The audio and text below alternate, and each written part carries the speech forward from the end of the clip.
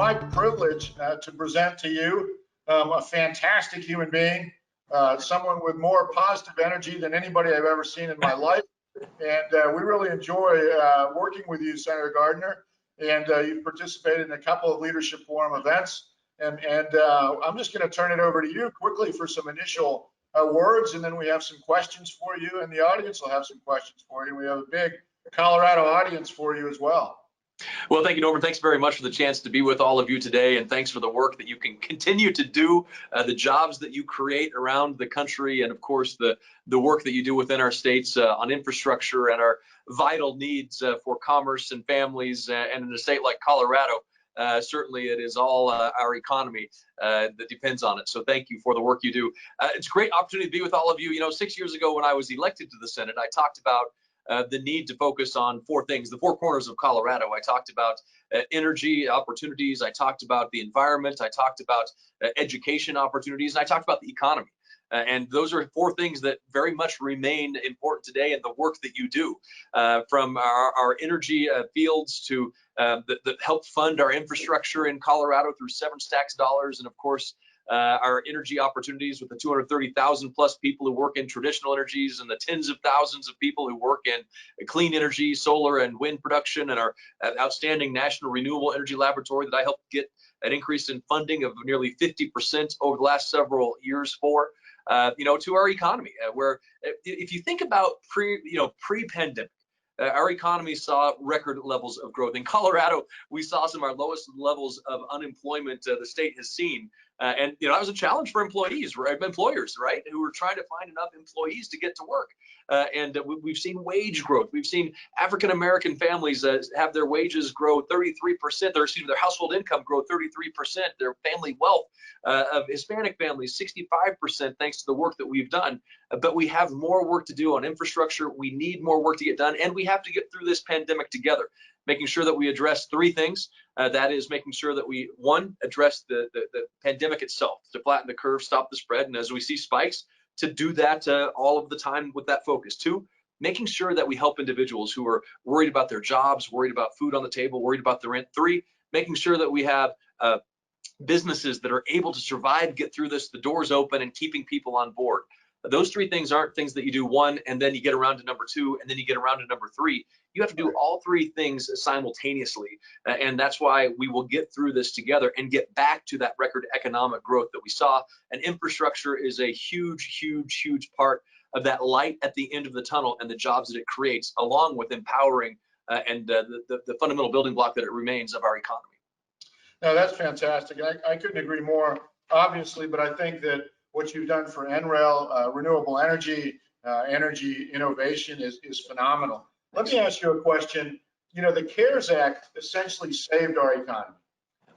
Could you talk a little bit about how that legislation came about and what it did for Colorado businesses? Yeah, you bet. So I remember it was March 17th. I remember for a number of reasons. Number one, it's St. Patrick's Day. Number two, it's also the day that I ended up getting quarantined because I had come into contact with somebody who was expressing symptoms of COVID-19 when I had met with them.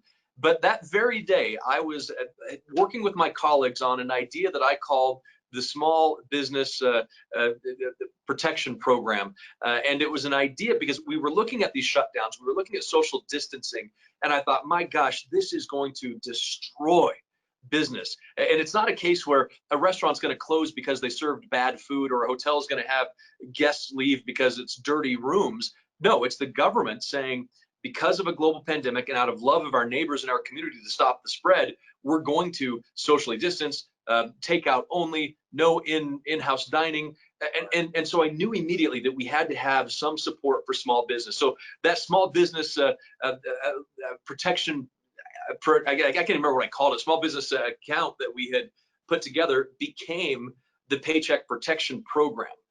Which basically said, hey, we're going to provide forgivable loans as long as you use it to keep people on board, and many other provisions that we had sought to give lending institutions flexibility so that they could provide forbearance to the businesses who, through no fault of their own, had always been a good customer or credit risk, that they weren't going to be punished if the bank said, hey, we're going to let you go on this loan for a month, or you know, this. So it all came together because of conversations that I had with Colorado businesses, leaders, trade associations, chambers of commerce, organizations like yourself, that really said these are the things that we're going to have. And of course, we knew the immediate help that people, real people, needed, who were going to be on the front lines of impact as they lost jobs as a result of this. And so that's how the CARES Act came together. Is, you know, and I remember conversations having with each other, conversations with former Secretary Hank Paulson, and phone calls I had with Jay Powell, Chairman of the Fed, talking about this. And here's basically the crux of it.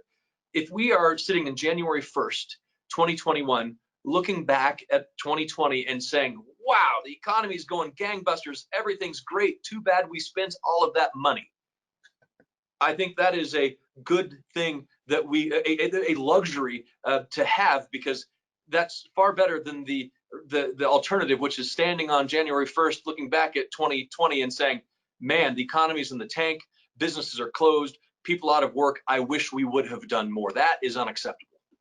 No, I couldn't agree more. And I just want to say personally, thank you, because the Paycheck Protection Program saved my business, and we were able to Thank you. use that space to shift the focus of the business. So that was really important. So that's great. Thank you. Yeah. Thank you. So the next question, and then we'll take questions from the audience if there's time. The next question is, infrastructure is very important for Colorado. Colorado has some of the best infrastructure in the country. What do you see as the prospects for an infrastructure stimulus in January, February, and what will that look like? You know, we just did a survey of everybody in the infrastructure community, and over 90% believe, this is in my world, this is the hope springs eternal thing, that we're going to have an infrastructure stimulus no matter what, right? But you know, what do you think, and what would that look like?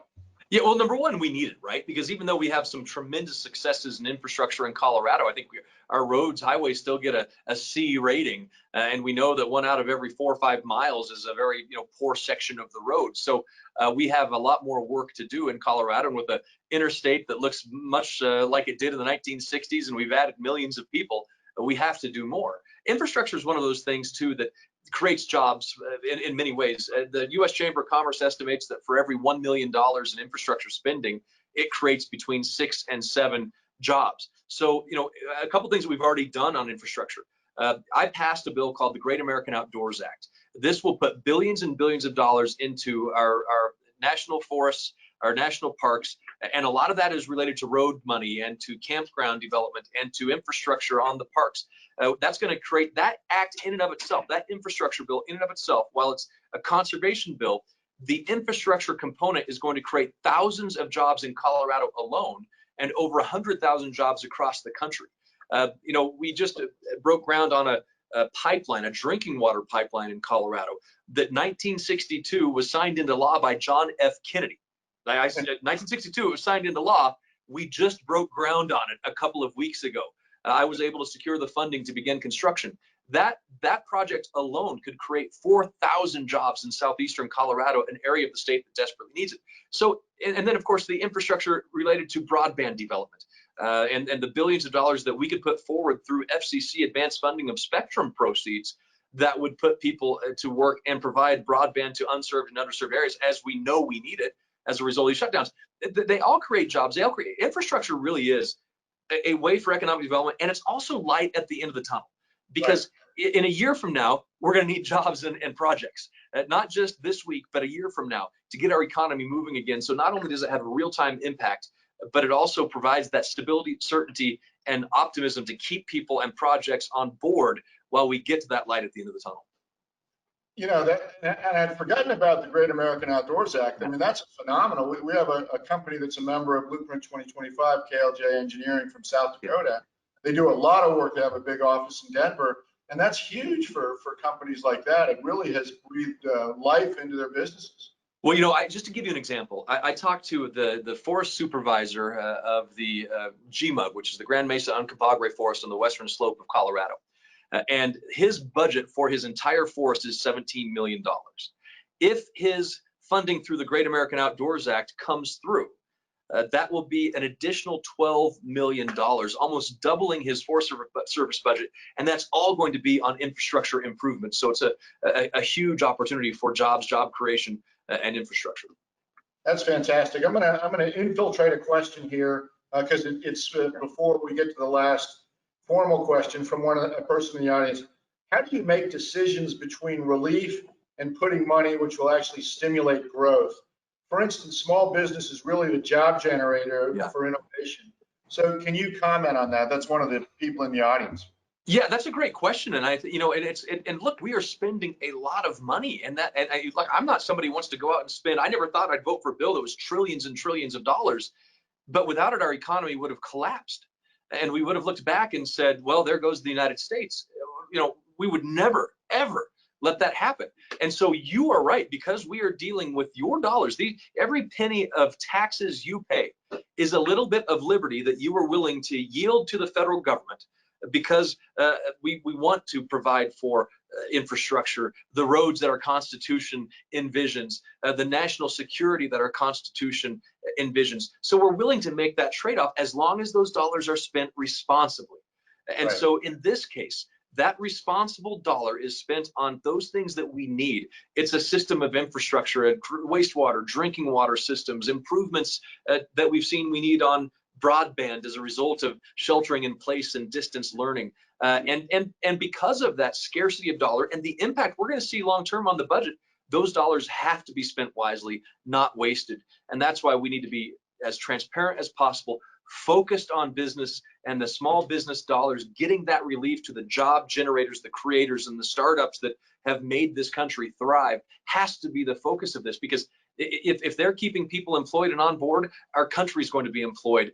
And without that, imagine the damage we'd have to this economy. So a dollar spent keeping our businesses going and small businesses thriving and surviving through this to get back on their feet, are dollars best spent. I think that's great. And infrastructure is doubly well spent in the sense that it creates, as you mentioned, long-term value for the next generation. It really does. And if you're in Colorado and you want to go to the mountains on Friday and you're sitting on the highway instead of on the slopes, the difference that dollars on I-70 could make to your quality of life, to the enjoyment. And when I speak to people up in Fort Collins and Loveland, they talk about how they're losing job recruitment or business recruitment because of the airport. Now, that was several years back. They've made tremendous strides with their airport. We just got their tower in the remote tower program, in the contract tower program. And they are now going to attract people and win that business because of their infrastructure. So it's not only a quality of life factor, but it's the difference between getting a business to locate somewhere or losing that to somewhere else in the country if they have better infrastructure. That's fantastic. The last question that I have for you, and then we'll go back to the audience. You're in a tight re-election campaign. What are the biggest differences between you and Governor Hickenlooper, and especially in terms of infrastructure, including water, oil and gas, rural broadband, which we've talked about? So just to sharpen the differences, I guess we're giving you an opportunity to express yourself. No, and thank you for that. Look, over the last 6 years, I've worked hard to become the third most bipartisan member of the United States Senate. I've now passed more laws into effect than the entire Colorado congressional delegation combined. The Great American Outdoors Act is one of them. I've moved the Bureau of Land Management headquarters out of Washington. I got it moved into Grand Junction, Colorado, opened up U.S. Space Command in Colorado Springs. And so I really believe in solutions for all four corners of our state, that we can't just focus on the I-25 corridor. We have to make sure that the Craigs and the Durangos and the Hollies and the Haxtons are surviving and thriving as well. And so I have focused on that all four corner approach. I think that's one of the biggest differences is somebody who is laser focused on Denver Boulder versus the entire state. And I also think when it comes to energy, my plan is an all the above energy plan. It's about making sure we thrive in renewable and thrive in traditional. My opponent wants to fire 230,000 people who work in traditional energy because he wants to, and he's said this many, many times, make oil and gas obsolete and ban fracking. I think if you look at the 2017 tax cuts in Colorado, we saw about 7% annual wage growth per household as a result of our tax cuts. He wants to reverse those tax cuts and then put in place the largest tax increase in the history of our country.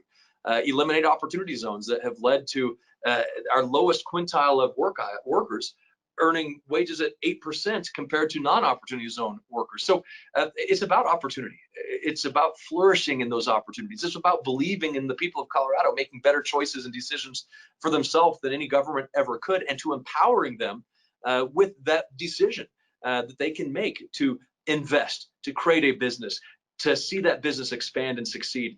And that's really what I'm about, is making sure that our businesses thrive, that people have jobs and the dignity in work, and not leading a government that decides for you that your job's just not good enough to clear the government standards. That's not what we should be doing. No, and it's really interesting what you said, Senator Gardner, about bipartisanship as well, because infrastructure is the perfect area to bring us all together and to move us forward. Yeah, and I think we've got to get to that infrastructure bill. We had been leading discussions on infrastructure passage. I hope that returns as part of not only a COVID relief package, but it's something that we need to do long term for this country. Well, you and I can have a very good conversation when you come back to Washington about that. I've got another question for you here. This is one which you will understand, but I don't.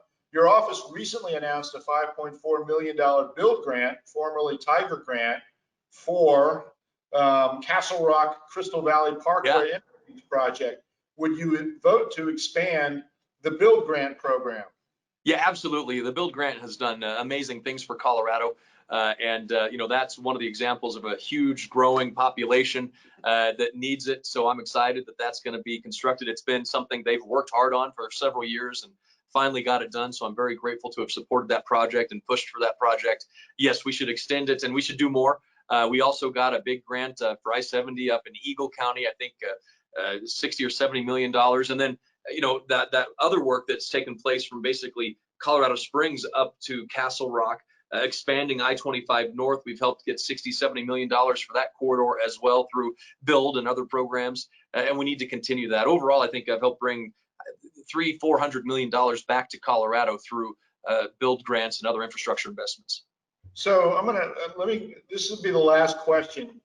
Let me ask you two more questions, but I'll put them together for you so you can answer them. The FAST Act was just reauthorized. Do you foresee a continuing reauthorization of that program, or is there appetite to adopt a version of the House's Invest in America Act, something entirely different? But the other one is a little bit different. Actually, you can choose which one you want to answer. Yeah. And the other one is, what has been the infrastructure impact of the recent Colorado wildfires? A couple of things. I'll answer both because I think it's important. I'll quickly address the first one. Look, the FAST Act was extended through the continuing resolution for only a year. So we need a long-term transportation plan. And that's working with the House and the Senate. It has to be bipartisan. It has to be bicameral. So I look forward to working. We had the FAST Act full authorization come out unanimously out of EPW committee. Let's get that going. Let's create that 5-year long-term planning. You don't build an interstate in 6 months. You don't build a highway with 3 months of time.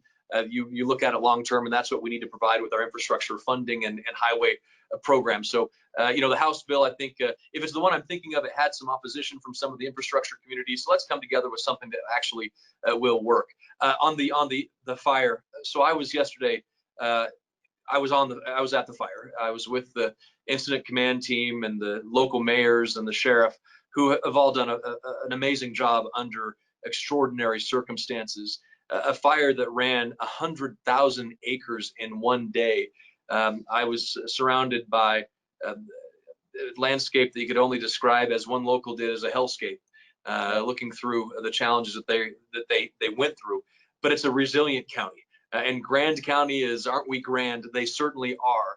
They will get back on their feet. They will get back to it together. But we're gonna have a lot of work on the highways that have been affected, that went through the heart of the East Troublesome Fire, and there are other highways like I-70 that are gonna be affected by the Grizzly Fire. Drinking water systems, that infrastructure is going to face challenges unlike we've ever seen, because the watersheds are gonna face debris flows and hydrophobic soil conditions that we all have to go to bat for to work to make sure that they have those systems for their communities in place. The Colorado Big Thompson project is going to be dramatically affected. That provides about 28% of the water for Fort Collins, Loveland, Greeley, and the South Platte Basin. They're going to face significant challenges, so we've all got to go to bat for that, and that is infrastructure. It's restoring, mitigating, and providing those resources through things like the Emergency Watershed Protection Program and highway rehabilitation dollars, and not to mention making sure that people who lost their homes get back into a home as quickly as possible. Well, this has been great. I want to thank you for all the work that you do. I wish you the best of luck, and I'll reserve my final 9 minutes for when you come back to Washington. Sounds good. I look forward to it. Thanks, Norman. Thank you. Thanks for having me. Thanks for taking the time. Really appreciate it. Thanks. Take care and good luck. Thank you very much. Thank you.